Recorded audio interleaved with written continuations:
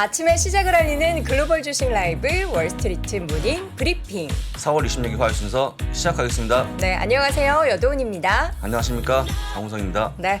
자, 어제 시장이 반등을 했습니다. 밤 사이에 네. 시장의 반등을 보면서 사실 뭐 이제 워낙에 많이 좀 조정을 보였기 때문에 조금 더 올라주지. 조금 더 조금 더? 힘내주지. 이런 생각이 많이 들었어요. 나스닥은 1%니까 충분하지 않습니까? I'm still hungry. 아직 그렇군요. I'm still hungry. 근데 일단은 오늘부터 실적이 나오는 걸 보고 또 올라갈 거기 때문에 네. 오늘 밤에 잘 보시면 좋을 것 같고요. 네. 하여간 뭐 그래도 올랐으니까 기분 좋게 시작하시면 좋을 것 같습니다. 네. 예. 자, 오늘 저희 그 월스트리트 모닝 브리핑을요. 출근하시면서 들으시는 분들도 계시고 출근 준비하면서 들으시는 분들, 그렇습니다. 예. 아침 예, 운동하시면서 그렇습니다. 들으시는 분들이 많으시다고 해요. 저희가 오늘도 밝게 네. 또 오늘 시장 분위기도 밝기 때문에 음. 좋은 이야기도 많이 전해 드릴 테니까요. 오늘 하루 상쾌하게 시작해 보도록 하겠습니다. 자, 잠시 후에는 저희가 시장 전반적으로 정리해 보도록 하겠고요. 오늘은 키움증권 안예아 선임연구원 함께합니다. 이분이 또 채권 그렇습니다. 담당자 아니겠습니까? 네.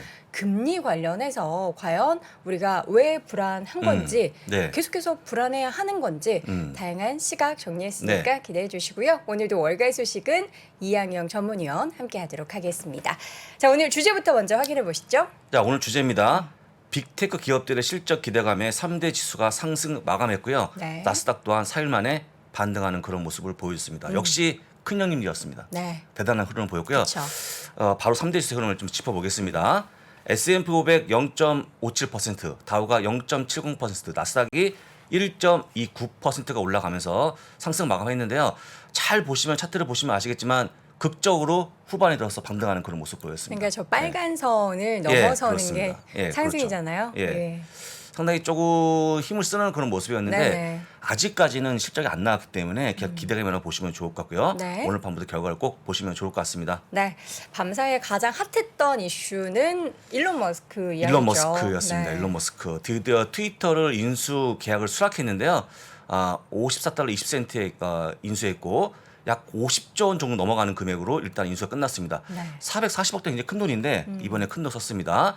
네, 보시는 것처럼 이번에 많이 된다 그러면 아마도 상장이 없어지면서 비공개해서 전환될 거로 보이니까 참고하시면 될 것 같고요. 그다음에 4월 28일 실적이 발표인데 실적 발표는 거의 안 할 걸로 보여집니다. 왜냐면 아니 트위터가 비공개사로 전환이 되고 4월 28일에 실적 발표를 하지 않는다. 그러면은 트위터 주주분들은 어떻게 해요? 그러니까 만약에 내가 마음에 안 들면 저기 되면 이 돈을 받고 나가는 거죠. 공개 매수에 참여하시면 됩니다. 그래서 아마도 많은 분들이 저는 동의하지 않을까 주주분들이. 왜냐하면 주가가 상당히 최근에 부침이 좀 심했거든요. 그래서 아마도 잘 해결될 걸로 보고 있으니까 네. 참고하시면 될 것 같고 다만 28일 실적이 나오는데 실적 발표가 거의 안 될 걸로 보이기 때문에 기대하지 마시고 간단히 넘어가시면 좋을 것 같습니다. 그래서 일단은 말도 많고 탈도 많았던 게 끝났고요. 보시는 것처럼 지금 어제 종가는요 51달러 70에 끝났는데 보신 것처럼 지금 맨 앞에 보시면 거의 상장 초기 가격입니다 지금. 그래서 지금 만약에 지금부터 2014년부터 지금까지 한 8년 동안 보유하신 분들은 그냥 똔똔에 판다라고 똔똔. 보시면 될 것 같습니다. 네. 예. 지금 뭐 저기 저 위에 저 70달러 후반에 사신 분들 없겠죠? 없으시겠죠? 아니 부디? 예. 예. 없는 걸로 일단 물론 확인이 안 되지만 네. 없다고 생각하고 보겠습니다. 근데 네. 보시는 것처럼 의외로 8년 동안의 주가 흐름이 굉장히 부진한 그런 기업이었고 실적이 워낙 안 좋은 기업이다 보니까 맞아요. 이번에 뭔가 좀 새로운 기업을 변모할 수 있는 가능성이 나오고 있는데 어쨌거나 좀 예의주시하시면 좋을 것 같습니다. 네, 머스크의 트위터 인수가 과연 또 어떻게 시장에서 좀 다른 흐름을 보이게 될지도 그렇습니다. 그래서 지켜보도록 어제 하겠습니다. 이 얘기가 지속이 되는 동안에 월가에서 게시판이 뜨거웠는데 네. 테슬라 주주분들이 뭐라 하시더라고요. 어. 우리 기업에 신경을 써야지 왜 자꾸 다른 거에 신경 쓰냐고 말씀하시는데 네. 뭐 이분이 원래 멀티한 분이니까 잘하지 않겠습니까? 생각이 예, 있겠죠. 예, 그렇습니다. 다 기대하시면 너는 좋을 것 계획이 같습니다. 있구나라는 생각이 들 정도의 뭔가 네. 센세이션한 그런 모습들이 보였으면 좋겠습니다. 자, 이 가운데 형님. 예, 형님. 가장 큰 형님인데 아마 애플의 주가 차트가 모든 기업 대변하는 걸로 보입니다. 장중에 마이너스 2%까지 빠졌습니다. 근데 장 막판에 힘을 쓰면서 0.60 플러스까지 올라왔기 때문에 이런 흐름이라고 그러면 만약에 말이죠. 오늘부터 실적이 잘 나온다 그러면 급등하는 그런 모습 보이지 않을까 한번 예상해 볼 수 있을 것 같습니다. 네. 그래서 지금 오늘도 애플에 대한 실적에 대한 예상이 나오고 있는데 전반적으로 좀 안 좋아지는 그런 모습을 많이 얘기합니다. 애플이요? 애플이 아이폰 매출이 그렇게 많이 안 팔렸다는 소식이 전해지고 있는데 그게 이제 왜냐면 생산이 여의치 않아 갖고 잘 못 만든 겁니다. 만들지 못해서 덜 팔렸다. 여러분들 오해하시면 할게 만드는 족족 팔리죠. 그쵸. 근데 문제는 뭐냐면 덜 만들다 보니까 좀 못 팔린 걸로 보이는데 제가 볼 때는 그런 것 때문에 주가 좀 많이 빠질 걸로 안 보이니까 네. 좋은 관점에서 보시면 좋을 것 같고 네. 이런 거를 보였다가 좀 보시면 좋을 것 같습니다. 네, 그다음 그림이 조금 우리가 좀 왜 위기예요? 보시는 것처럼 보통 1년에 반이 가까워지고 있지 않습니까? 올해 지금 4월까지 왔는데 네. 이렇게 해서 S&P 500 대비해서 이 빅5가 뒤진 흐름을 보였던 건데 그렇게 흔하지 않습니다. 뒤처진 흐름. 예, 뒤처진 흐름. 근데 보시는 것처럼 잠깐만요. 디즈니 같은 뒤처진 흐름. 예, 네네. 약간 이제 네네. 언더퍼풍 이런 거 좀 얘기하겠습니다. S&P 500이 올해 10.72% 마이너스인데 그다음에 애플, 아마존, 구글, 마이크로소프트, 메타 플랫폼스까지 아휴. 엄청나게 많이 빠졌고 특히 메타 같은 경우는 거의 반토막이 나 있는 상황이다 보니까 네. 지금 우려도 커지고 있고 기대감이 깔려 있는 그런 모습이다라고 다시 한번 보여드리고요. 늘 얘기합니다만 애플과 아마존, 특히 구글 이런 것들이 실적이 못 나온다 그러면 장 굉장히 폭락할 수 있으니까 잘 보시면 좋을 것 같습니다. 어제도 저희가요 빅테크 종목들 실적 얘기하면서 뭐 애플이 일단은 이번 주 잘 나와야죠. 제가 어제도 말씀을 들었습니다. 월가 분위 전해드리면 네. 애플 양호합니다. 네. 양호하고요. 구글 양호합니다. 마이크로소프트 양호하고요. 다만 아마존, 메타만 약간 좀 긴장됩니다. 긴장 정도. 네. 근데 보통 긴장하는 기업들이 잘 나와주면 놀라기 때문에 그쵸. 급등이 가능성이 있습니다. 예상 예. 외의 실적 선방 이런 키워드가 이제 시장에 등장하면 또 그렇습니다. 좋죠. 제가 학창 시절에 그런 걸로 놀랬습니다. 부모님. 왜냐하면 실적이 점수가 안 나올 것 같은데 시험을 열심히 잘 쳐갖고 왜 그러죠? 웃어가. 좋아지면 이거 뭐야? 예, 이 점수 점수 맞아? 이거 조작한 이거 거 정말 아니야? 너무 대단하다 하면서 칭찬했기 때문에 여러분들 한번 기대를 하시면 좋을 것 같고 네. 예 어차피 이들의 실적에 대한 기대치가 낮기 때문에 웬만 넘어가지 않을까 다시 한번 말씀드립니다. 네, 실적 발표한 기업 중에서 어제 코카콜라. 예 여러분들 많이 드시는 음료입니다.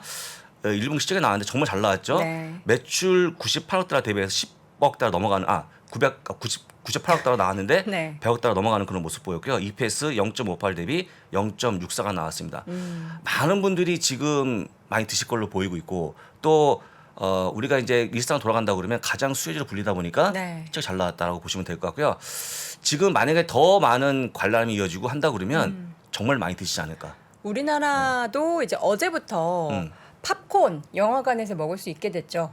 진짜입니까? 예. 팝콘을요? 예, 팝콘 먹을 콜라도 수 마찬가지요? 있고요. 그럼요. 팝콘 어. 먹을 때 콜라 안 먹을 수 있습니까? 물론 뭐 스프라이트 드시는 분들도 있고. 예, 대단하네요. 이제 뭐 야구장 관람할 때도 이제 실내 돔 구장 같은 경우는 이제 못 먹겠는데 이제 치킨에 뭐 맥주도 드실 수 있고 이렇게 콜라도 드실 수가 있습니다. 근데 이제 오늘 보고서가 나왔는데 네. 역풍이 있다. 뭐냐면 또 너무 많이 먹으면 정크 푸드라고 또 많이 알려져 있고 이가 썩는다, 또 살찐다처럼 이런 얘기가 나오다 보니까 네. 그렇게 많이 팔릴 거로 또 안 보인다는 또 기사가 나와주고 있어요. 근데 또 뭐 살찐다에 대해서는 잘 모르겠고요. 잠깐만. 우리 예. 버피동께서 또 우리 예. 코카콜라를 또 그렇게 열심히 드시는데도 체리콕을 건강하시지 좋아하시죠. 네, 그렇죠. 않습니까? 근데 그 다이어트 콜라라든지 네. 제로 콜라 있지 않습니까? 그걸 먹으면 되지 않겠습니까? 그건 안 드시잖아요. 네? 그건 안 먹죠. 네. 네. 그것도 맛이 달라서. 저는 그런 약간의 이상한 단맛은 좋아하지 않습니다. 네. 네, 어쨌든 네. 코카콜라 이렇게 실적 잘 나왔는데 제대로 된 리오프닝에 따른 수혜주 그동안 사실 못 오른 게 아니기 때문에 네, 우리가 그렇습니다. 또 실적에 대한 부분들이 나오고 나서의 주가 움직임은 보셔야 될 것 같고요. 오늘 반등에 대해서 지금 채팅창 보니까 오늘 왜 올랐어요? 하는 댓글도 있더라고요. 뭐 여러 오늘은 가지 순수하게 빅테크에 대한 실적 기대감을 올랐습니다. 네. 악재가 많았거든요. 이것뿐만 아니라 뭐 10년 만기 국채 금리도 그렇고 살짝 내려갔죠. 유가도 조금 내려갔습니다. 안정세를 예, 찾았는데 유가 좀 보도록 하겠습니다. 유가 보겠습니다. 유가가 근데 장총한테 빠졌는데도 불구하고 네. 실제 빅테크들 실적 기대감이 없었으면은 오늘 못 올랐을 겁니다. 오. 이게 유가 흐름인데 100달러 깨졌습니다. 드디어. 근데 이게 예, 예. 너무 왔다 갔다 하는 것 같아요. 저번에는 중국의 그 상하이 봉쇄 지금도 마찬가지입니다. 지금 기사. 이제 또 베이징 봉쇄 예, 그렇습니다. 다시 예. 또 100달러 금방 올라올 것 같아요. 그렇죠. 그런데 일단 기본적으로 워낙 유가 100달러는 좀 비싸다는 느낌이 많기 때문에 비싸죠. 그 100달러까지 가고 그냥 약간의 좀 옆으로 기지 횡보? 않을까, 예, 행보하지 않을까 그건도 기대할 수 있을 것 같고요. 네. 어쨌거나 그러다 보니까 오늘 특히 이제 유가 관련 기업들이 많이 빠졌는데 좀 이따가 네. 보여드리도록 하겠습니다. 그래서 어제는요 분위기 좋았습니다. 말씀하신 것처럼 금리도 빠지고 있고 유가로 빠졌는데 하여간 이런 게 바로 어제 맵인데요. 네. 우리 큰 형님들 1번부터 보겠습니다. 애플 올랐습니다. 애플. 마이크로소프트 많이 올랐고요. 구글도 올랐고 메타 플랫폼도 올랐고 아마존까지 올라가는 그런 모습 보였습니다. 근데 이 흐름이요. 정신 때만 해도 거의 다 약세였어요. 근데 갑자기 오후부터 힘을 내는 그런 모습 보였다는 거 다시 한번 확인시켜드리고 네. 이번이 좀 그렇습니다. 테슬라가 주가 빠졌는데 어디까지나 트위터 인수 때문에 빠진 거다라고 좀 보시면 살짝 조정이네요. 그렇습니다. 근데 이제 많은 분들이 너무 많은 글이 올라오더라고요. 네. 우리 테슬라 좀 애를 써달라. 그러니까 트위터가 중요한 게 아니다 하시는데 뭐 아까 얘기했지만 뭐 일론 머스크의 큰 뜻이 있으니까 잘 보시면 될 것 같고요. 기본적으로 오늘 약세 이후는 다시 올라갈 거로 보이니까 걱정하지 마시고 보시면 좋을 것 같습니다. 그 다음에 혹시 G5G 구글 옆에 있는 거 네. NFLX라고 보입니까? 네. 넷플릭스 2%대 또 빠졌죠. 하락. 아. 4일 연속 급락하는 그 모습이 계속 나옵니다. 넷플릭스가. 그래서 넷플릭스가 너무 많이 빠지다 보니까 야 넷플릭스의 다음 타자가 누구냐 이목이 집중되고 있는데 안타깝지만 엔비디아라고 하는 의견이 커져갖고 왜요? 좀 긴장을. 아니 이제 엔비디아가 또 성장이 멈추거나 하면 많이 빠질 거기 때문에 좀 걱정을 많이 하고 있는 상황입니다. 성장이 멈춘 것에 좀 힘을 싣고 있는 가장 큰 이슈가 뭐 채굴 관련된 채굴 일인가요? 관련 것도 있고 그다음에 이게 이제 많은 분들이 게임 하시지만 게임도 막 하겠냐 약간 나가는 분이 많으실 거고 하다 보니까 이제 그래픽 칩에 대한 판매가 네. 약간 부진할 걸로 보인다 하다 보니까 조금 주춤할 걸로 그러니까 결정난 게 아니고 그쵸. 예상이 그렇다는 거 말씀을 다시 한번 드립니다. 그다음 네. 밑에 있는 거 버라이전이 주가가 빠졌는데요. 버라이전이 늘 얘기합니다만 미국의 통신업체들은 경쟁이 너무 치열합니다. 그래서 어제도 다음으로 되는 모습 보였으니까 잠깐 뭐랄까요 피하는 종목으로 좀 보시면 좋을 것 같고요. 네. 3번 아까 말씀드렸습니다만 엑슨모빌, 쉐보론 같은 것들이 많이 빠지는 그런 유가 모습을 하락. 보였습니다. 이 엔비디아 같은 경우에는 이제 장부 사장님이 자주 언급을 해주시기도 했고 좀 자세한 부분을 대해서 소개해주시기도 한 부분이기 때문에 그런 만약에 이제 좀 부정적인 뉴스가 계속해서 흘러나오거나 뭐 이제 IB 쪽에서의 의견들이 나오면 실시간으로 또 업데이트를 제가 말씀드려야죠. 해주시길 바랍니다. 저는 동의하지 않습니다만 그런 것들이 월가의 주요 기사니까 잘 보시면 되는데요. 네. 엔비디아가 성장을 먹고 사는 기업이다 보니까 그런 금리 인상에 대한 그런 부분들이 상당히 좀 우려가 나온다라고 보시면 될 것 같고 중요한 것은 결과를 보시면 좋을 것 같다. 다시 한번 드립니다. 네. 예. 전체적으로 시장 분위기가 뭐 3대 지수도 다 오르고 했는데 오늘도 맵의 흐름을 보니까 딱 반으로 갈라서, 대각선으로 쪼개서 성장주의 초록불이 더 네. 많이 켜지고 있다라는 것을 확인해 볼 수가 있는데 정말 너무 어려워요. 이게 너무 이렇게 엎치락 뒤치락 홈팀, 백팀, 뭐 청팀 이런 것도 아니고 성장주와 가치주가 같이 좀 올라갔으면 좋겠는데. 그래서 그렇습니다. 그래서 오늘 나온 기사가 되게 네. 중요한 기사가 뭐냐면 만약에 말이죠. 누구도 모르고 있는 지금 빅테크들이 이번에 실적이 너무 좋았다 네. 치죠. 네. 그러면 4월 말 잘 넘어갈 거고 5월 초에 FOMC 금리 결정이 나옵니다. 네, 네. 그러면 또 한 가지 일단 기사가 나와지면서 뉴스가 나오면 주가 올라가는 그런 모습이 나오지 않겠냐 해서 이번 주 다음 주까지 의외에 폭등이 나올 수 있다는 또 그런 오. 기사가 나왔습니다. 네. 그래서 여러분 잘 기억하시면서 지금은 주식을 팔지 마시고 조금 더 추이를 보시는 게 어떨까 조언 드려보겠습니다. 네, 금리 관련해서는 저희가 또 준비를 해줬기 때문에 네, 그렇습니다. 잠시 후에 키움증권 안니아 선인연구원과 함께 다시 돌아와서 금리 이야기 깊게 나눠보도록 하겠습니다.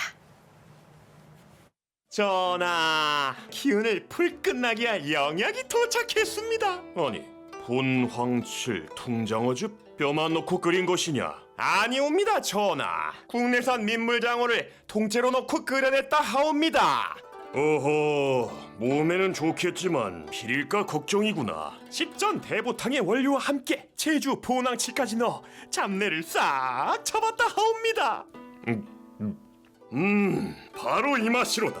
어서 이 통장어즙을 널리 전파하도록 하거라. 지친 하루를 위한 솔루션. 통장어 한 마리의 아르기닌을 한 포에 담아낸 본황치 통장어. 날씨는 화창하지만 주가가 많이 빠져서 우리 모두가 우울했던 어느 봄날, 팥쥐와 팥쥐 엄마가 주주총회에 가려고 집을 나섭니다. 야, 콩지야. 우리 다녀올 동안 3프로TV 어제 거랑 오늘 거 싹 다 요약해놔. 안해 놈 알지? 알아서 잘, 딱 깔끔하고 센스 있게, 알지? 아, 네. 가엾은 콩쥐. 대답은 했지만 큰 슬픔에 빠집니다.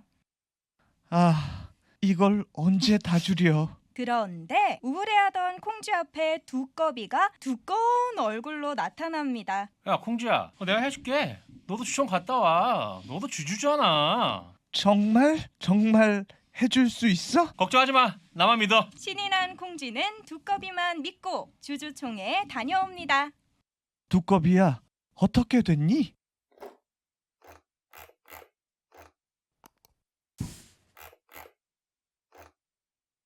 어머, 정말 다 했네. 어떻게 한 거야? 뭐야? 너 몰랐냐? 3프로 TV 하이라이트? 당신의 시간은 소중하니까 3프로TV 하이라이트. 네, 3프로 TV 하이라이트 저도 이거 네이버에서 보고 뭔가 해서 네. 들어갔었거든요. 네. 근데 저희가 아침에 그리고 오후에 3프로 TV를 음. 쭉 방송을 하는데 이제 시간 관계상 너무 이제 먹고 살기 바쁘고 그렇죠, 일하기 바쁘신 분들 바쁘잖아요. 위해서. 그럴 예. 때 여러분들이 이제 핵심만 엑기스만? 꼽아서 읽으실 수 있어요. 오. 근데 이왕이면은 이제 라디오처럼 저희가 늘 함께 해주시면 더 좋죠.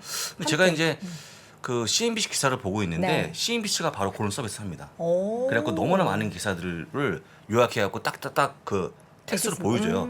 그래서 한 번에 한 시간이면 네. 모든 그날 기사를 다 볼 수 있습니다. 아, 그걸 보시는군요. 네, 제가 보고 있는 거죠. 네. 유료인가요? 유료죠. 조금 돈 냅니다. 네. 알겠습니다. 여러분 자세한 사항은 저희 영상 하단에 있는 모든 더보기란에 다 안내가 돼 있으니까요. 확인해 보시기 바랍니다. 자, 이번에는 키움증권 안예아 선임연구원 함께하도록 할게요. 연구원님 어서 오세요. 어서 오십시오. 예. 네, 반갑습니다. 자, 오늘 우리 채권 담당 연구원님이신 만큼 또 오늘도 금리 이야기를 할 텐데 최근에 이제 뭐 미국 시장도 그렇고 국내 시장도 당연히 영향받아서 너무 금리 인상이 가파르다. 뭐 금리 인상하는 거는 이해는 하는데 가파르다 네네. 해서 조정을 좀 많이 네네. 받았었잖아요. 투자 심리가 좀 많이 급격히 위축이 됐어요.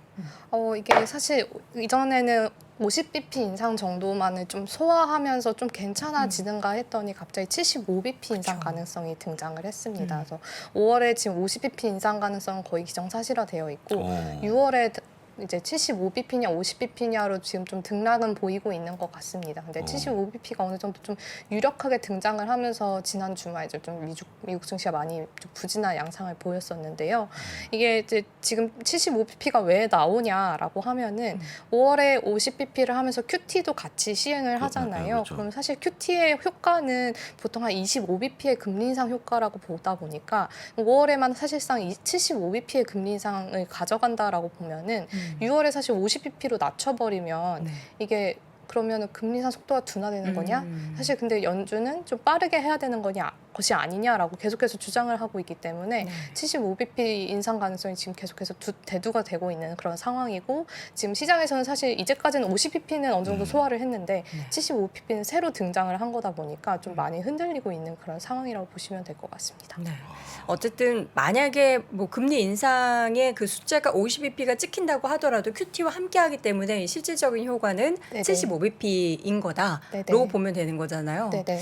그럼 50 찍혀도 우리는 75로 받아들여야 되면 그냥 지금부터 75bp로 생각을 하고 시장을 대응을 해야 되는 게 맞는 거네요. 어떻게 보면은 사실 또 지금 계속해서 선반영하고 있는 그런 네네. 과정을 겪고 있는 거라서 또 오늘 같은 시장만 하더라도 다시 이제 테크주 반등하면서 또 시장이 다시 좀 강세를 보였고 네. 조금씩 계속해서 좀 소화하는 과정을 겪을 거라고 생각은 합니다. 실제로 저는 75bp의 인상 가능성 좀 제한적이다라고 생각은 하지만 그만큼 연준의 가파른 금리 인상을 조금 상반기에 좀 빠르게 다 반영하고 있는 과정이 아닌가라고 생각하고 있습니다. 야, 2000년 이후에 50bp도 처음이잖아요. 네네 맞습니다. 근데 75bp를 할 수 있을까 저는 개인적으로 그 정도 수치까지 해야 하는 시기이기도 하죠. 사실 90년대 이제 인플레가 높을 네. 때 한번 75bp를 한 적도 있었고 예, 그때 그렇죠. 당시 50bp 예. 하고 이제 조금 있다가 이제 75bp를 하면서 거의 금리 인상이 마무리되는 시점이었다라고 생각을 하고 그때 그래서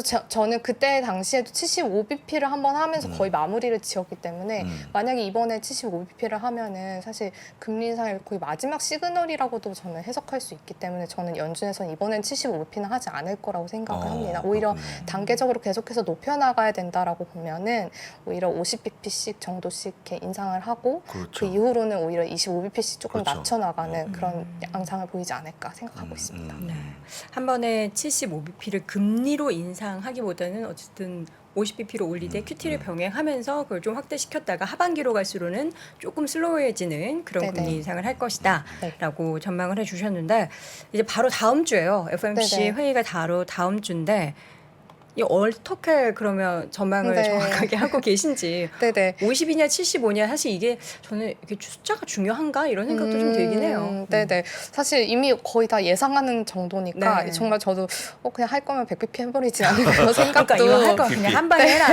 이런 생각도 들긴 네. 하지만 사실 네. 뭐 그만큼 경제 충격이 있기 때문에 그쵸. 그렇게는 쉽지 않을 거고 지금 같이 보여드린 화면 보시면 지금 이제 패드워치에서 반영하고 있는 5월의 금리 인상 정도는 거의 이제 50bp 인상 가능성은 99.6%로 반영을 하고 있고요.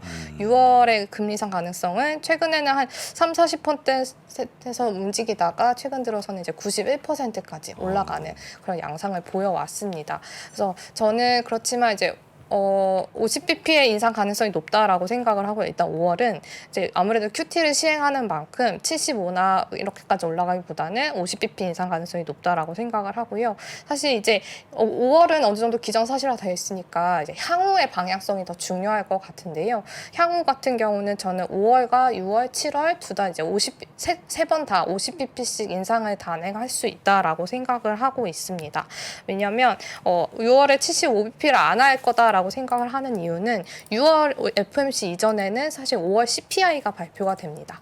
그런데 저희 지금 시장 예상에서는 대부분 5월 CPI는 4월보다는 조금 둔화돼서 4월이 피크를 찍고 5월에는 피크아웃을 해서 이제 떨어질 거다라는 예상이 되고 있기 때문에 그렇게 좀 인플레가 좀 둔화되는 시그널이 나오게 된다라면 6월 FOMC에서 지금 반영도 하고 있는 75보다는 50bp의 인상 가능성이 조금 더 부각되는 그런 시기가 될 거다라고 생각을 하고 있고요. 그렇게 돼서 이제 5월, 6월, 7월에 50bp씩 인상을 하고 나면 9월, 11월, 12월 세 차례 회의에서는 25bp씩 단행을 하면서 연말에 최종 금리는 2.75% 정도로 예상을 하고 있습니다. 네.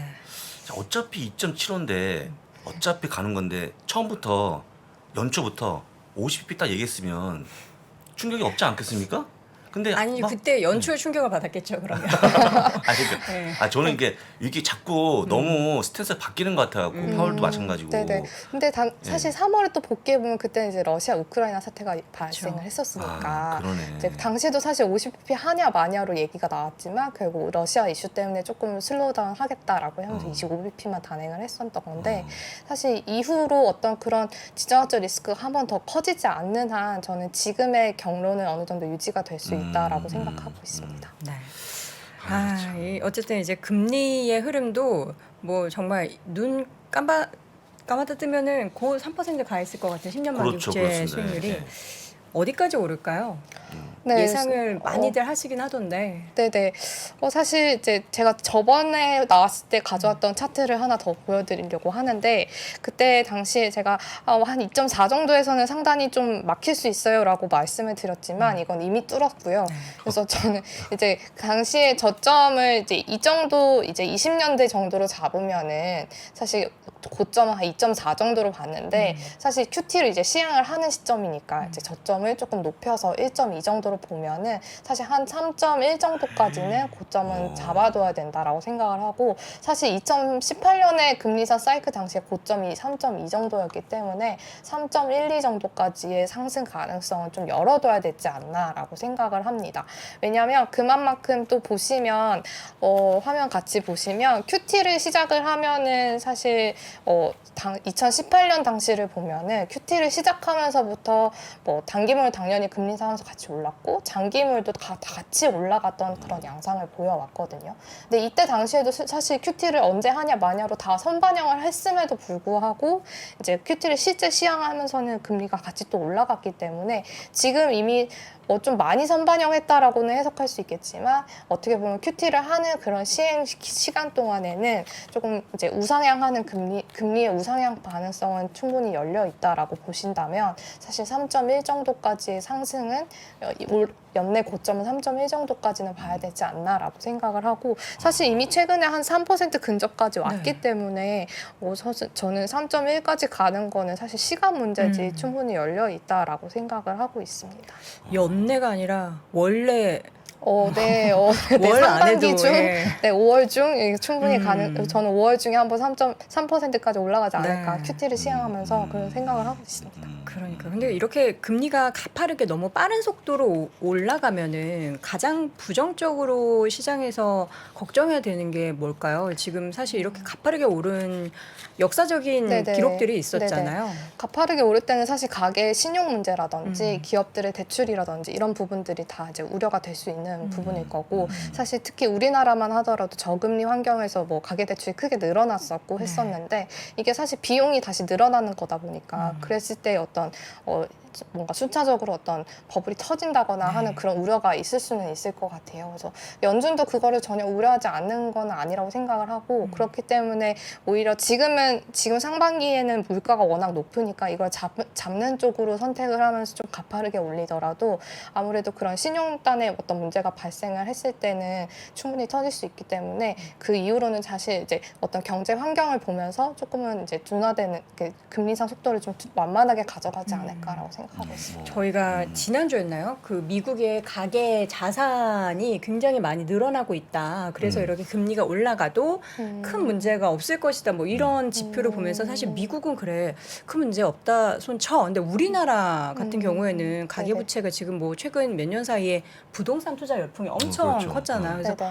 이번에 한은에서 금리 인상을 했단 말이죠. 저는 네네. 사실 미국보다 우리나라가 더 걱정이 되기는 해요. 그래서 네네. 우리나라 같은 경우에도 미국이 이렇게 오르게 되면은 추가적인 금리 인상에 대해서 무게가 굉장히 많이 실릴 것 같은데 어떻게 전망하시나요? 네, 보통 사실 미국이 금리 인상할 때는 우리나라도 같이 해왔기 때문에 어느 정도 이게 조금 더 금리 인상 룸이 더 남아있긴 한데요.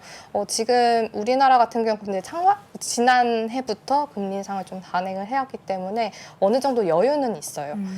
그렇고 이제 또 최근에 신임하는 총재가 뭐라고 했냐면 물가 상방 리스크도 고려를 해야 되는 상황이지만 점차적으로 성장 하방 리스크도 같이 고려를 해야 된다라고 말씀을 했습니다.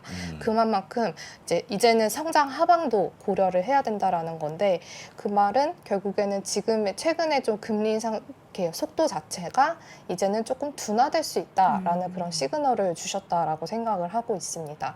그래서 우리나라가 미국만큼 가파르게는 올라가지 못하더라도 조금은 올라가겠지만 조금은 그 속도가 둔화될 수 있다라고 생각을 하는데 저는 그런 의미에서 사실 우리나라도 상반기 중에 물가가 높을 때 조금 더 금리를 올린 이후에 하반기 들어서는 오히려 금리를 이제 동결하는 쪽을 택하지 않을까라고 생각을 하고 그래서 지금 4월에 금리 인상을 좀 깜짝으로 했지만 저는 그렇게 시그널을 줬다라는 거는 5월과 7월에 더 연달아서 금리 인상을 할 수 있다라는 시그널로 줬다라고 생각을 하고 있습니다. 그래서 5월과 7월에 금리 인상을 하면서 최종 금리 한 2% 수준으로 만든 다음에 추가적인 금리 인상 여부는 성장과 물가를 조금 더 고려할 거라고 생각을 하는데 사실 하반기 들어서는 수출이라든지 이런 게 좀 부진할 수 있는 리스크가 많아지고 있어서 수출이 사실 과거에 금리 인상이 우리나라가 금리 인상이 언제 멈췄냐를 돌아보면은 수출이 마이너스로 전환되거나 부진할 때 보통 금리 인상을 멈췄거든요. 그래서 그만큼 대외 수요가 중요한 우리나라이기 때문에 수출이 부진하게 된다라면 결국에는 하반기 들어서는 금리 동결로 가져가지 않을까라고 생각하고 있습니다. 이게 진짜 어려운데 주식도 어렵지만 채권도 되게 어렵죠 요즘에. 네, 시장이 채권은 언제쯤에 조금 회복 가능성이 있습니까? 저는 사실 사실 계속 연결되는 얘기지만 미국의 금리 고점은 조금 더 올라갈 수 있겠지만 우리나라 같은 경우는 금리 인상 속도가 미국만큼 따라가진 않을 거라고 본다라면 어느 정도 지금 우리나라 국고채 금리 같은 경우는 좀 고점을 이제 볼 수 있다라고 생각을 하고 있습니다. 아직까지 5월과 7월에 추가적인 금리 인상 시기는 남아 있지만 어느 정도 이제 마무리 단계에 왔다라는 인식이 온다라면 시장에서는 조금 더 빠르게 반영을 하면서 장기물 중심으로 조금 고점을 형성하면서 떨어질 수 있다라고 생각을 하고 있고요. 그러한 양상은 지금 보여드리는 화면을 또 같이 보시면 과거에도 좀 비슷하게 나타났던 적이 있습니다. 2018년과 2019년인데요. 이때 보시면 이제 미국이 2015년부터 해서 금리를 계속해서 꾸준하게 올려왔던 가운데서 우리나라도 2017년 말에 한 번, 18년 말에 한 번 금리 인상을 단행을 했습니다.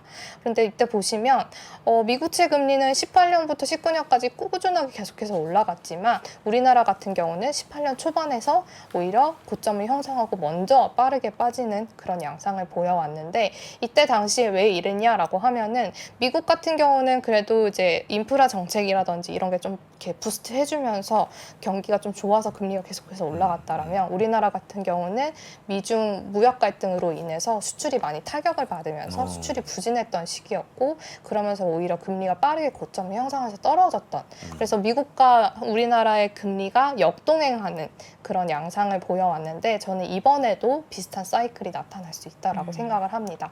미국 같은 경우는 이때보다는 더 가파르게 금리 인상을 하겠지만 우리나라와 이때와 마찬가지 우리나라는 미국이 금리를 올리더라도 조금 천천히 올려가든 오히려 이제 아니면은 그 이후에는 오히려 동결하는 그게 조금 사이클이 달라지게 된다라면 우리나라 금리 같은 경우는 좀 빠르게 고점을 형성할 수 있다라고 생각을 하고 있고요. 그래서 저는 이제 5월을 좀 지나면서 통화 정책에 대한 불확실성이 해소되는 그런 시점부터는 장기채에 대해서 매수를 해야 되는 관점이 아닌가라고 생각하고 있습니다.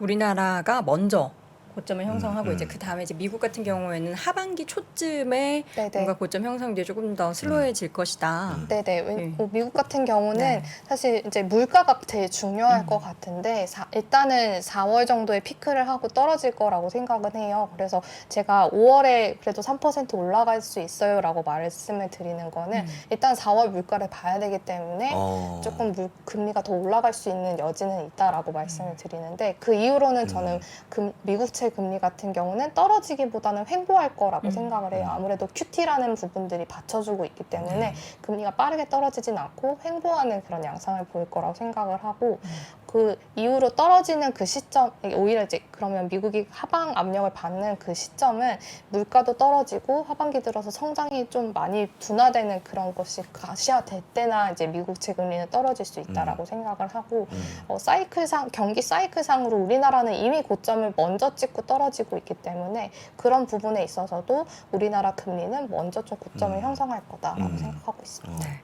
금리가 가파르게 상승했었던 상반기를 지나서 하반기로 가면은 조금은 속도 조절이 보일 것이다. 그거는 이제 우리나라도 마찬가지고 그렇습니다. 미국도 마찬가지일 예. 거다라는데 가장 중요한 건 그렇다면 좀 그렇게 속도 조절이 나타날 때 전체적으로 주식 시장의 투자 심리는 괜찮아질지 그게 제일 궁금하거든요. 네, 저는 사실 이제 물가가 제일 중요하다고 생각을 하는데 물가가 조금만이라도 떨어지는 양상이 보인다라면 심리는 좀 회복될 수 있다라고 생각을 해요. 이미 그렇게 되면은 연준에서는 금리 인상 속도를 조금 조절할 수 있다라는 기대가 좀 형성이 될 수 있다라고 생각을 하고요. 이미 지금 75bp 인상 가능성이 이제 선반영하고 있기 때문에 이게 50bp로 조금만 떨어지더라도 조금 시장의 심리는 조금 회복될 수 있다라는 생각은 가지고 있고요.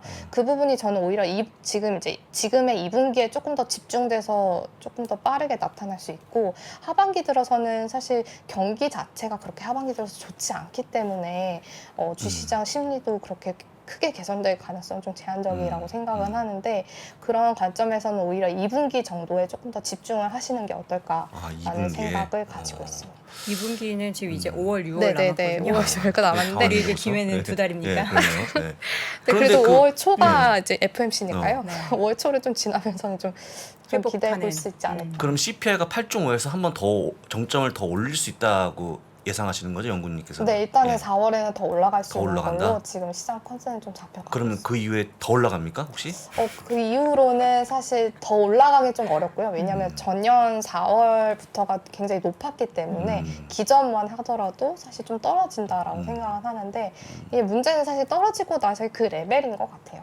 그 레벨이 어느 정도로 떨어지느냐가 사실 시장의 심리를 빠르게 더 회복시키느냐 마냐의 문제일 것 같은데 사실 좀 걱정이 되는 부분들은 유가가 떨어졌더라도 계속해서 한 90불, 100불 수준이잖아요. 과거에는 사실 60불, 70불 대였기 때문에 계속해서 그 높은 유가 레벨이다라면 사실 물가가 빠르게 떨어지는 것도 좀 쉽지는 않다라고 좀 그래서 그 부분은 계속해서 좀 지켜봐야 되는 부분이라고.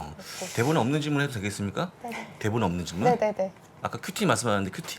네네. 큐티가 뭐예요, 약자입니까? 근데 QT 양적 긴축하는데 네네.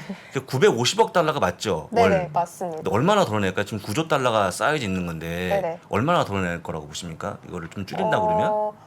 한 보시면은 사실 이제 과거에 한도 950억 달러가 네. 이제 한 전체 자산의 한 1% 규모라고 보거든요. 네, 근데 그렇죠. 사실 뭐 한 그때 이제 과거에도 한 5조 달러, 4.5조 달러 수준에서 줄여나가면서 한 1조 달러 정도 줄였기 때문에 이번에도 그냥 그 비슷한 게 양으로 좀 줄어들 거라고 생각하고 사실 그때보다 더 크게 줄이기는 하지만 전체 자산 자체가 이미 더 많기 때문에 이 줄어드는 그 속도나 그거에 미치는 금리 이런 부분들은 과거 수준 정도일 것 같아요. 그래서 과거보다 더 빠른 어떤 긴축이라고 보기는 어려운 상황이라고 보시면 될 것 같습니다. 그렇군요. 그래서 비슷한 수준입니다.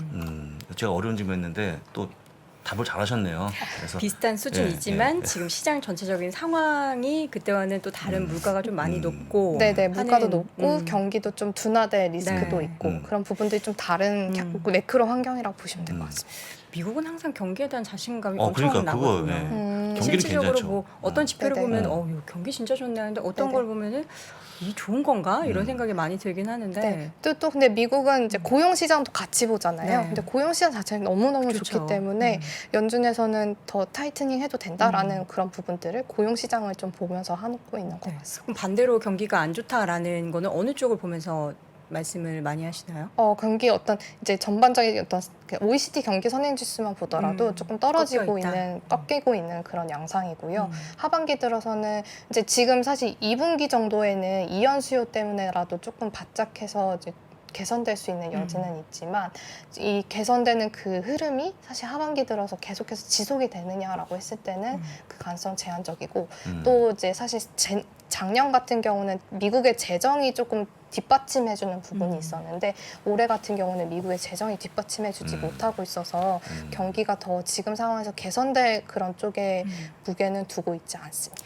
시간이 허락이 되면은 안예아 우리 선임과 네. 이원주 선임하고 같이 한번 초대하고 싶어요. 왜냐하면 어제 이원주 선임이 나와서 미국 경기는 너무 좋은 것 같다. 그 이제 기준은 이제 화물 트럭 이런 네네네. 것들을 너무 이제 운송이 많이 이루어지고 있고 이루어져야 하고 이런 얘기를 많이 해주셔가지고 네네. 경기에 대한 기준은 미국 내에서도 워낙에 이제 그들이 보는 지표 고용만 보면 좋고 다른 쪽 보면 또 안 좋고 이런 것들이 있으니까 보여지는 어떤 그런 지표 자체는 네. 되게 지금 다 개선되는 모습이긴 해요. 오미크론 이후에 다 개선되는 흐름이긴 네. 한데 사실 아까 가계 자산 말씀해 주셨지만 그 가계 자산들도 사실 미국의 지원금이 다 받쳐줬던 가계 자산이지 지원금이 없어질 때는 가계 자산이 늘어나는 속도는 오히려 둔화가 되었거든요. 그래서 그런 부분들도 좀 같이 봐야 되는 것이 아닌가 생각하고 있습니다.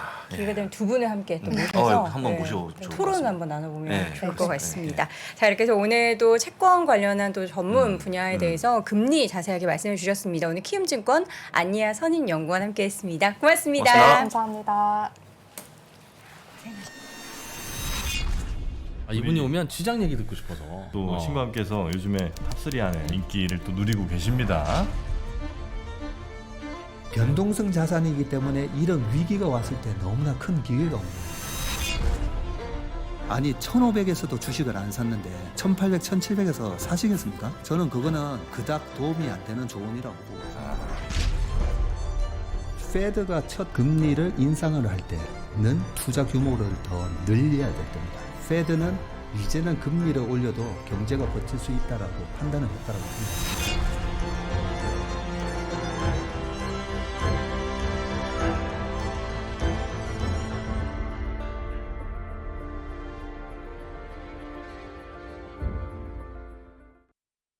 네, 위즈덤 컬리지 오늘이 마지막입니다. 오늘이 마지막이 아니고 얼리버드. 얼리버드만. 얼리버드 해야죠. 하시면 좋은데 예. 좀 늦으면 어떻습니까? 좀, 늦어도 예, 된다. 약간 늦어도 내 속도로 근데 인생을 살아야 한다. 가장 빨리 오늘 네. 하셔야 되기 때문에 잘 보시면 되고요. 또 네. 이걸 쉐어링하는 분이 계시지 않습니까? 그쵸. 우리 아미자 카페에서 진행되고 있으니까 맞아요. 오셔서 같이 좀 보시면 좋을 것 같습니다. 네 분이서 함께 요 강의를 공유할 수 있다라는 거죠. 그렇죠, 맞습니다. 네. 알겠습니다. 우리 시청자분들 위즈덤 컬리지 관련해서 오늘 네. 어떻게 자정까지인가요? 자정까지인가요? 예, 자정까지 딱 마감이 된다고 하니까 얼리버드를 하면 장점이 많잖아요. 어떤 장점이 있는지 아세요 혹시?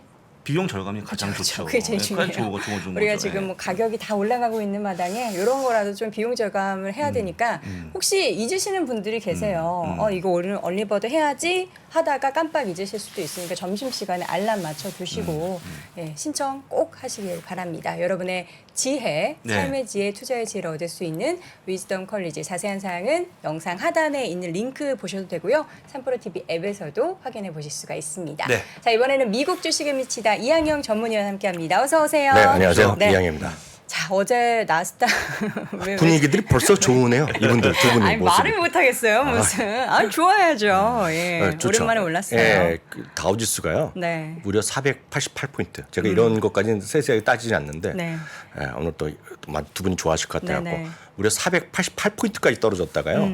오늘 종가는 238이니까 위아래로 얼마입니까? 위아래로 거의 거의 700 넘게 이렇게 위아래가 움직이는 모습이었습니다. 네. 다만 이제 주식시장이 그림 보여주시면 지난 주말에 급락해서 완전히 회복된 건 아니거든요. 그러니까 회복된 건 아니지만 그나마 나름 좀 안정된 모습을 보려고 시도 정도 하고 있다라고 있겠고요.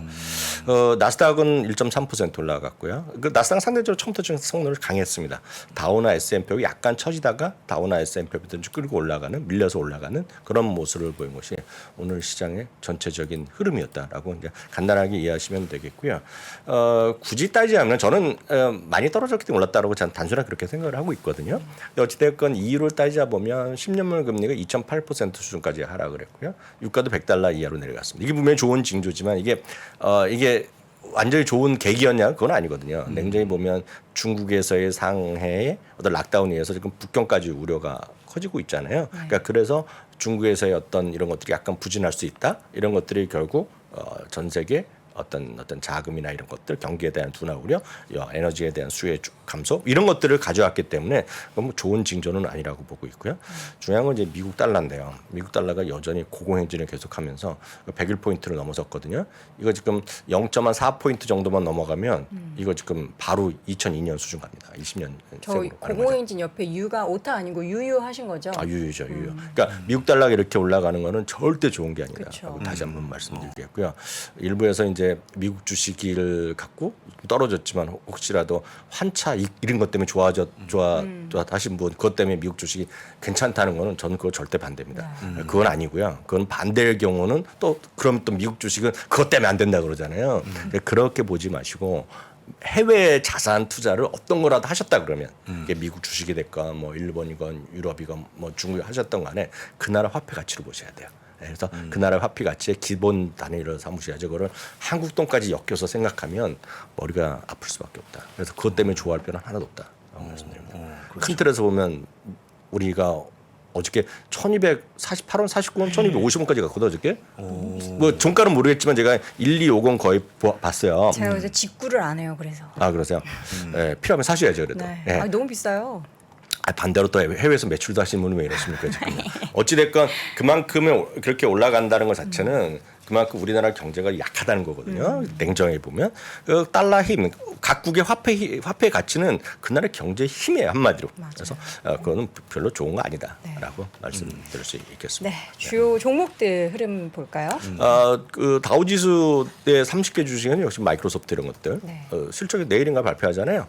그 세일즈포스가 1.8% 올라가는데 뭐 특별한 의미가 있다? 저는 없다고 보고 있어요. 근데 많이 떨어졌기 때문에 좀 올라가는 모습. 마이크로소프트 연중체제 아닙니까? 세일즈포스도 연중체제에서 좀 반등하는 정도 모습이었고요. 메타 플랫폼은 오늘도 좀 그나마 좀 반등했어요. 1.6% 반등했는데 이거 어제도 좀 말씀드렸다시피 별로 의미가 전 없다고 보고 있고요. 하여튼 어저께 제가 말씀드린 거 막 하다 보니까 제가 그 틱톡이요 얘기하면서 매출의 3배, 4배 얘기했잖아요. 네. 정확히 찾아보니까 200%가 늘어났어요 지금까지. 그래서 200%니까 우리나라 말로 하면 한 3배? 3배인가요? 3배가 정확한 표현이었기 때문에 어저께 4배는 아니다. 지금까지는 이 플러스 200%%다. 200%라고 정정해드려요. 왜냐하면 그런 것도 막 찾아보고 그렇죠, 그렇죠. 뭐 엉터리를 얘기하다가 네, 200%가 늘었다고 합니다. 알겠습니다. 그리고 회사 측 목표가 어제도 말씀 일부지만 회사 측 목표가 2024년에 유튜브의 광고 매출을 쫓아가겠다.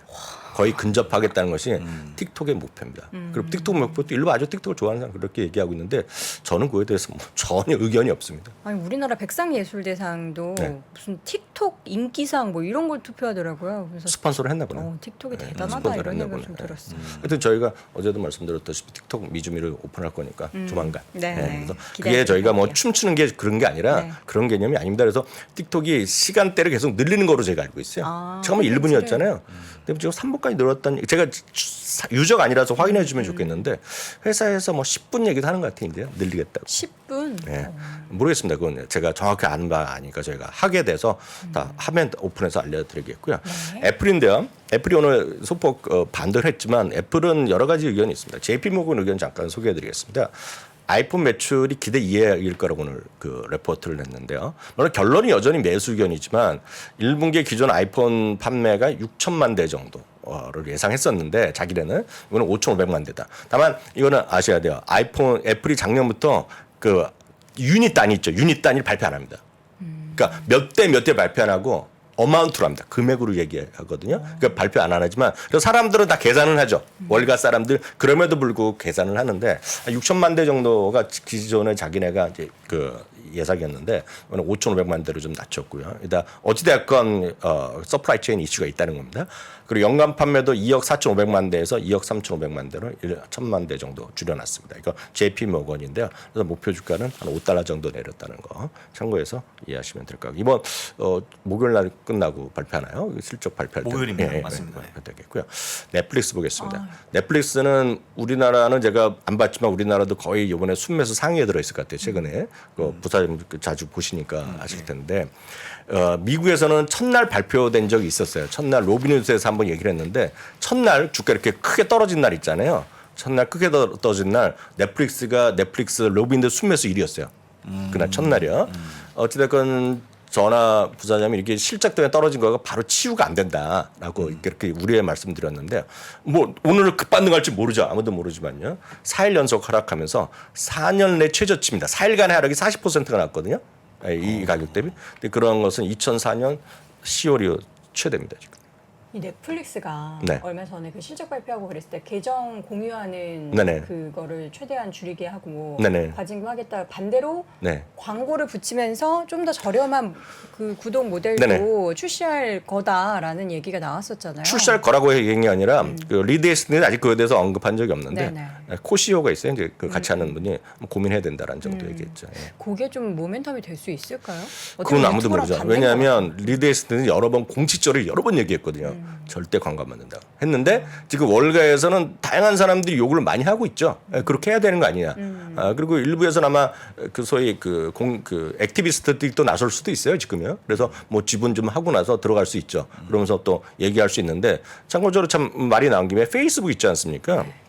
페이스북도 일부에서 그런 얘기를 하는 사람도 있어요. 지금 그 메타란 거가 2%밖에 안 되는 너무 꿈과 희망만 있는 것만 얘기하니까 지금 설명이 안 된다는 얘기하는데 그래서 이제 이런 것들이 항상 나오는 것이 이제 행동주의 투자가가 나오는 거죠. 그 기억하시는 분 계시겠죠. 부사장님 잘 아시겠지만 2014년 15년 때요. 애플에 행동주의 투자가 들어갔던 거 기억하시는 분 계실지 모르겠어요. 그 당시가 스티브 잡스가 사후에 팀 쿡이 이제 집권을 했는데 CEO가 됐는데 비판들이 엄청 많았어요. 뭐 그 혁신이 없었다 이럴 때 할 때 딱 들어간 사람이 누구냐면 칼 아이칸이 들어갔습니다. 칼 아이칸이 그 당시 2014년 15년에 들어가면서 요구했던 것이 몇 가지 있습니다. 자사주를 사라. 그리고 배당을 늘려라.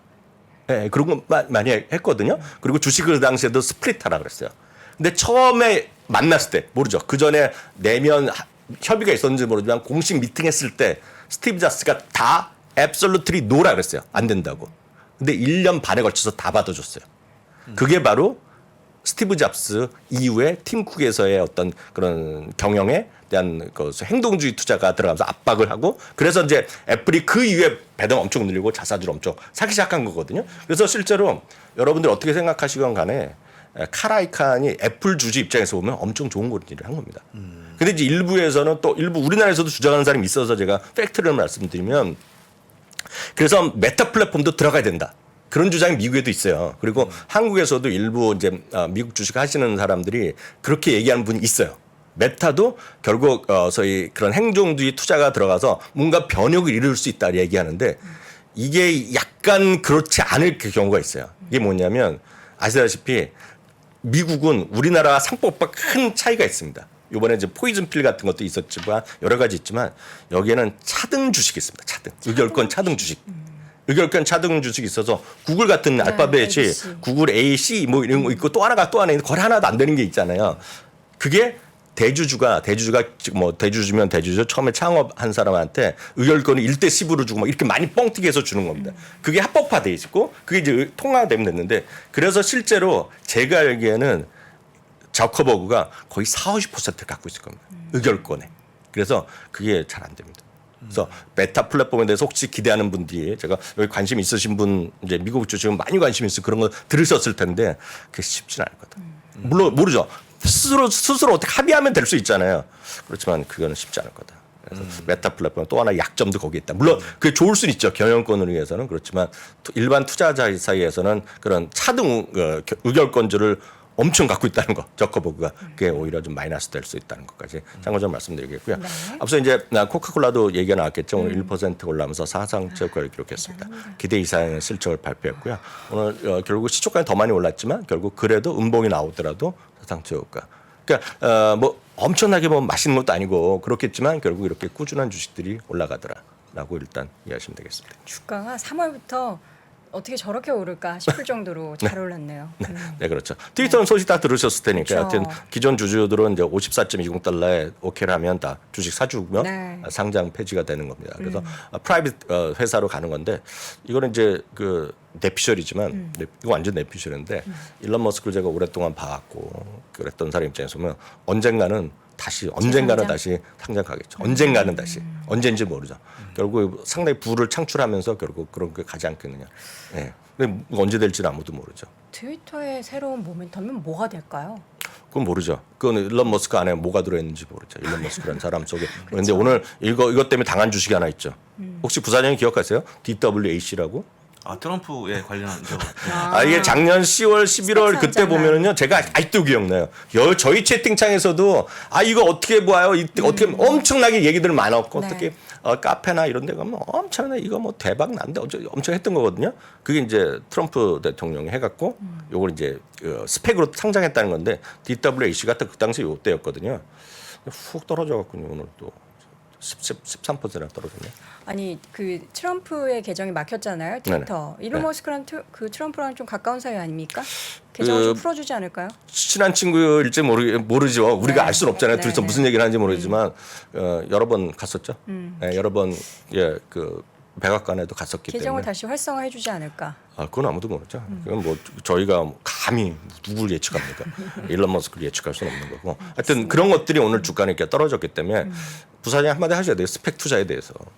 스펙요? 네. 제가 밤마다 말씀드립니다. 밤마다요? 네, 밤마다 스펙 투자가 지금 반토막 났거든요. 네. ETF 자체가 네. 워낙 힘든 주식이고 스펙은 진짜 한 10년 걸리지 않겠습니까? 완벽한 기업으로 올라오는데 10년도 잘 모르죠. 네, 잘 모르죠. 그 그러니까 정도까지. 저도 근데 부사장님 밤마다 하시면 밤마다 부사장님 실효가 늘어날 것 같은데 스펙이란 거 자체는 이런 거죠. 왜 활성화되냐면 쉽게 얘기해서 정상적인 방법으로 잘 상장이 안 되기 때문에 하는 거거든요. 아주 쉽게 얘기하면 제가 풀어서 한국말로 해드리면 그랬더니 그에 대한 그 여러 가지 장단점도 있죠. 그래서 그게 뭐 안 된다는 건 아니고 분명히 좋아지면 분명히 있겠죠. 네, 있겠습니다. 예.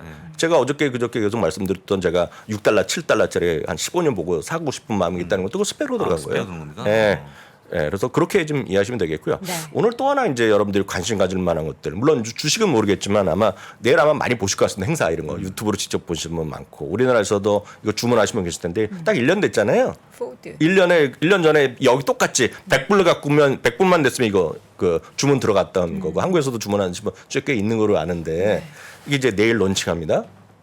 이게 포드 150 라이트닝이에요. 이게 내일 이제 오프라면서 내일부터 이제 인도가 되는데요. 이제 내일이고 그래서 김전에 1년에 45,000달러 정도, 45,000대 정도씩 이제 출시하겠다는 생산을 하겠다는데 오늘 입장이 나왔는데 내년부터 15만 대 체제로 가겠다 얘기하는 거죠.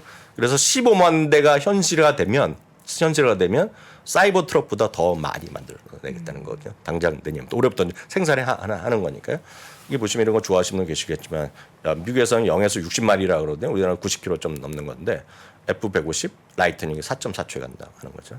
그래서 이게 램보기니가 뭐 이런 거 쭉쭉 나오는데 하여튼 얘기가 많이 나올 것 같습니다. 어찌 됐건. 근데 하여튼 주가는 모르죠. 주가는 하여튼 $15 수준인데요. F150 라이트닝을 기대하는 사람 엄청 많고 이것이 소위 미국에서는 그 공개는 몇 번 다 했죠. 다 했지만 실제로 현실화돼서 고객한테 나눠주는 첫 번째 풀 사이즈 트럭이거든요. 네, 한번 내일 어떻게 될지 이후에 포드도 어떻게 될지 여러분 관심 갖고 보시면 좋을 것 같네요. 네. 오늘 혹시 외전 있습니까? 오늘 외전 있죠. 왜냐면 뒤에 내용 이런 거 좀 월간 시각을 오늘 못 봐가지고. 월가 시각에 네. 시간이 없는데 월가 시각 중요한데 그거 좀 내일 좀 말씀드리겠고 오늘은 또 그런 것도 원하시면 틱톡 얘기 좀 더 해드릴 수도 있고 네. 그럼 원하던 게 있으면 제가 또 해드리도록 조금 하겠습니다. 더 네. 디테일한 얘기는 잠시 후에 또 미국 주식에 미치다 외전 준비하고 계시다고 하니까요. 함께해 주시길 바랍니다. 자, 오늘도 미국 주식에 미치다 이항현 전문위원 함께했습니다. 고맙습니다. 네, 감사합니다. 자, 월스트리트 모닝 브리핑 화요일 순서 모두 전해드렸습니다. 오늘도 날씨가 좀 비가 왔죠. 내렸고 오늘 종일 내리나요? 오후부터 갭니다. 아, 그래요? 네, 갭니다. 예. 우리 장우석 기상캐스터 네. 그래서 또 자세하게 날씨 네. 전해주셨는데 시장이 좀 오후부터 그럼 우리 국장도 좀 갰으면 좋겠어요. 개하죠. 미국 개고. 시장보다 더 예, 어려웠잖아요. 그렇습니다. 네, 우리 또 국장 투자하시는 분들도 힘내시고 미국 시장 이야기는 내일도 어김없이 오전 6시 30분에 돌아와서 나눠보도록 하겠습니다. 고맙습니다.